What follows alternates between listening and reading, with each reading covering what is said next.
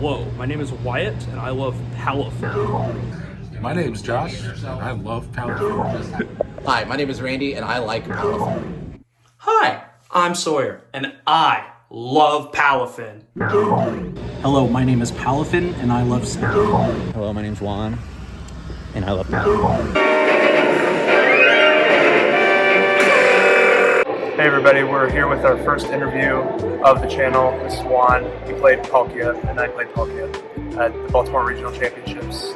And how are you doing, Juan? I'm doing good. Thanks for Yes, yeah. We played Palkia to Baltimore Regionals, and it didn't go the best at the start, but Juan finished with a pretty good 5-3-1? Yeah. 5-3-1 finish with Palkia. So our deck was a little bit different compared to how the other Palkia decks were built. So tell us about our version of Palkia. Well, our version of Palkia was the original version of Palkia.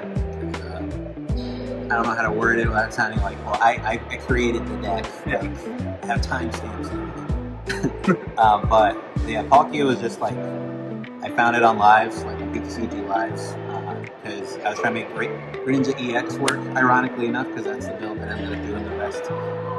But I was trying to make Greninja EX with a Pidgeot, but it wasn't doing enough damage, so I was like, maybe Palkia can do early game aggression, and then power up Mirage Barrage that way, right? And then I used Curse Blast, because I kept the Dust Run from the original Greninja build, on a Mana Feed, and I couldn't get Greninja EX, and I was like, no, like...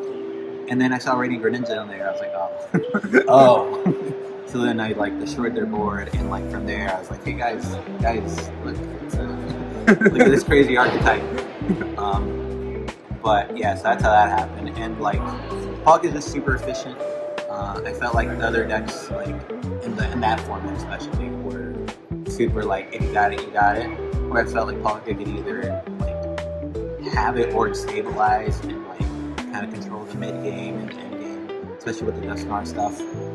And Dusknoir was like the perfect partner for it because a lot of like counterplaying Palkia is like limit your bench, and then Palkia can't do much. But Dusknoir can kind of like either knock them out that turn, or you can punch them with Palkia, and then the following turn finish them off with Dusknoir. So you can still get like crazy 4-prize turns even if you're not playing against single price decks. So that's why we decided to explore that archetype for Palkia. Right here on the screen, I'll put the list right here that we played. You'll notice a funny colorless guy in there named Bibarel. So why did we choose to play Bibarel versus the list that did well at the tournament that did play like Pokestop and Squawkabilly and Mew and stuff like that? Yeah, Bibarel was just like really consistent. Usually Bibarel found one of the pieces for the Dusknoir stuff, and then Air would get to the other one. Whereas, like, I really hate this randomization and, like, Pokestop. Like, I did try it a couple of times, because it seems good, and maybe it's just because I didn't build the deck to that, because I didn't want to go all in, maybe. Yeah. But it does seem fine for that, but the barrel's really good, just with all the combos and whatnot. The Pokestop build, you really have to build your deck in that direction. You really have to lean into it for it to be at its most effective. Yeah, and then with the Pokestop build too, half the time you end up with like 3 cards, and you're praying that your next Pokestop's also just as good to keep the momentum going. Whereas with the barrel, the momentum stays the whole time once you get it set up. So that's why I prefer the Pokestop. Also, we have our very good friend Palafin. So tell us about the reason for good old baby Palafin. Well, baby Palafin, I thought started as a meme because our friend Sawyer, when he first saw my deck at a league challenge, he was like, "Oh, that looks kind of interesting." Like he like actually saw the vision I was seeing, and he told me he'd like look into it to see like if he could find anything that maybe could help. And I was like, "Couldn't hurt. You're a really good player. Why not?" And then like that night, he texted me about Palkia, and I thought he was memeing and was just thinking it was a for fun deck. But I didn't have like the super serious job I have now back then, so I stayed up till 3 a.m. trying like the Palafin and seeing what he saw, and it was really good. It really helped with weak setups. Like sometimes Palkia, you either couldn't find one or you didn't have enough energy, so you could you could get like a Finizen and a Palkia, attach the Finizen, they chase the Palkia, then Palafin would come out next turn, do 210 to Overpon, Squawk, President. It just knocked out any support Pokemon. Especially with the 4 Ionas that we had, it was like, here's a 1 prizer that you can't ignore, and we're knocking out your only draw support with it. So it was a really good call. That it drew past for 3 rounds. So we had, 5 people on this deck at the regional. One of them was our very own Wyatt York. He went against a Raging Bolt player at the event and literally said that verbatim. He said, I established Palafin, knocked out Overpon, and then they said, okay, I'll gust your Palkia and take 2 prizes. And they said, okay, I'll just Palafin you again. Yeah. And then, okay, I'll take another 2 prizes. Okay, I'll just Palafin you again. Got it? Yeah. You see what's happening here? But, yeah, with an average setup, the Raging Bolt matchup was like 3. Mhm. Yeah. We got even just a little bit going. Yeah, it was pretty in our favor. Did you just consider any other tech inclusions in the deck? What were some things we were discussing? I mean, we tried so many things. Like, we tried cutting the bosses and just going for like 3 counter catchers.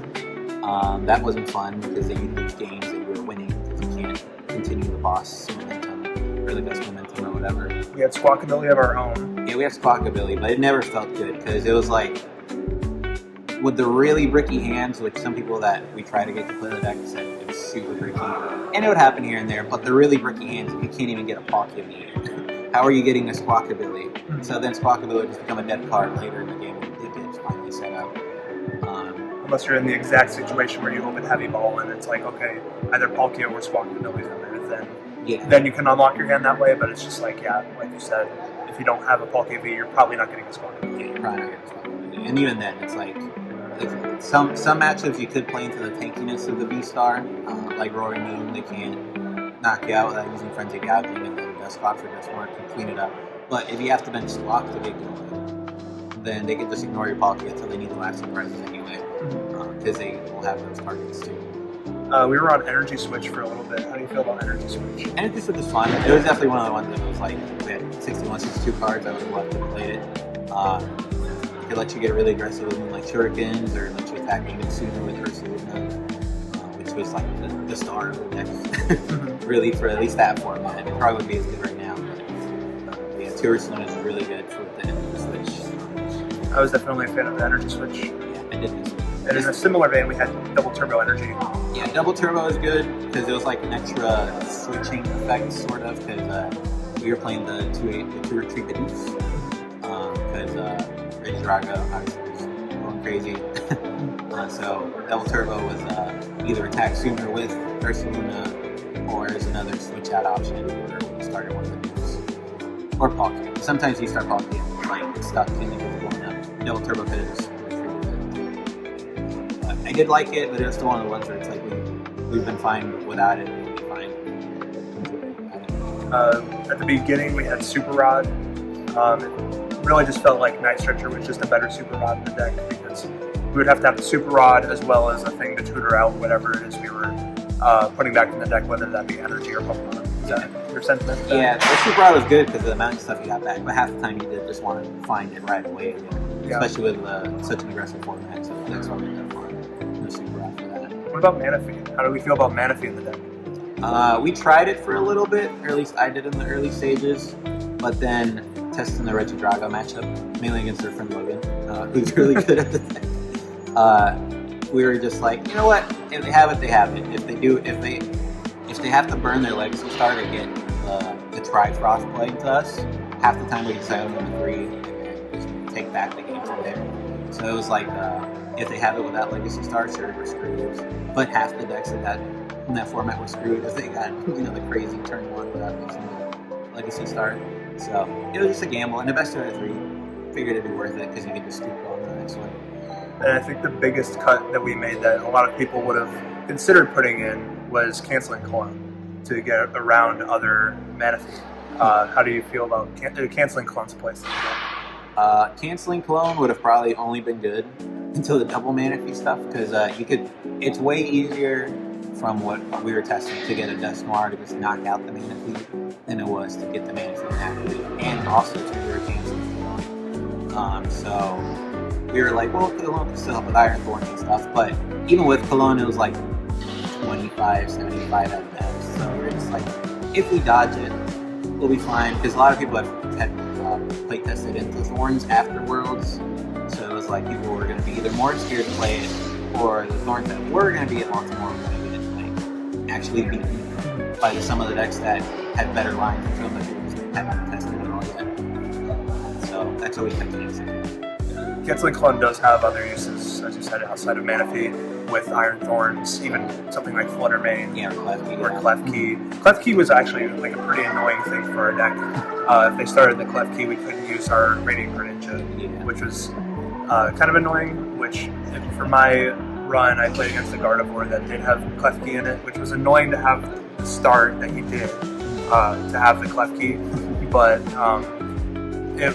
if the Clef Key sticks around against Gardevoir, you can just gust it up and use your own Radiant Greninja, and if they have Manaphy, it doesn't matter. Yeah. So that's what happened against that. But is there anything from your run that you specifically remember? You don't have to go through every matchup, because you probably don't remember them all, but was there a certain matchup that stuck out to you that really showed off the power of the Palkia deck that we had? Well, not particularly, because I guess at that point there wasn't any like crazy plays I've done in Baltimore, but like I'd four prized like Zards before, you know, like with the double Dust Noir and then knocking out active. And there were just so many cool plays up to that point in Baltimore that I was just like kind of on autopilot. And I started at 03 because I would open like Fez Pass.